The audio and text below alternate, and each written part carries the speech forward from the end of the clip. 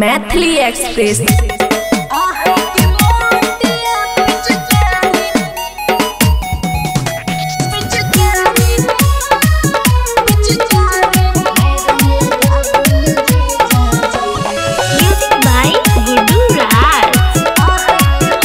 Recording studio बलुआहा। अरे डालो नया बीर गुलाल जीजा जी, हो जेते बड़ी बवाल जीजा जी। अरे डालो नया बीर गुलाल जीजा जी, हो जेते बड़ी बवाल जीजा जी। तो हमके ऐसे नहीं बाजा में साटा बुयो जीजा जी।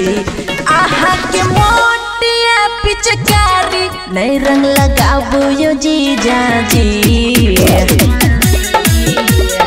आहा के मोटिया पिचकारी नई रंग लगाबो यो जीजा जी।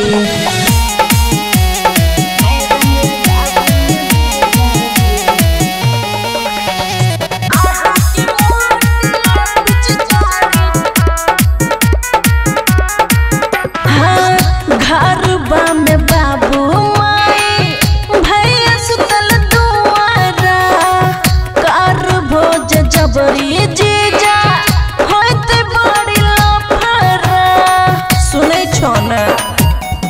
हाँ हाँ, घर में बाबू माई भैया सुतल दुआरा, कर भोज जबरी जीजा होते बड़ी लफरा।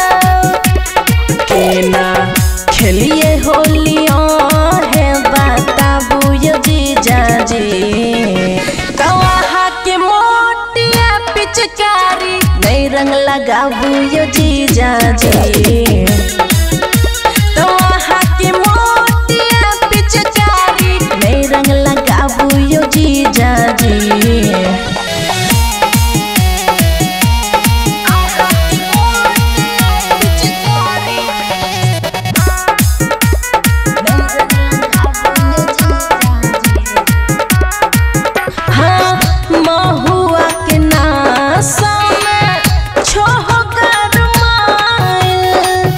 चोलिया के देखते करे छोहे स्माइल।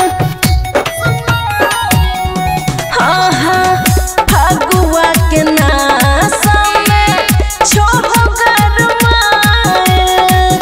चोलिया के देखते करे छोहे स्माइल। अमरजीत अमन आकी दिल के समझाबू यो जीजा जी। तो वहाँ के मोटिया पिचकारी नई रंग लगाबू यो जीजा जी। तो वहाँ के मोटिया पिचकारी नई रंग लगाबू यो जीजा जी। खुशी रिकॉर्डिंग स्टूडियो बलुआहा।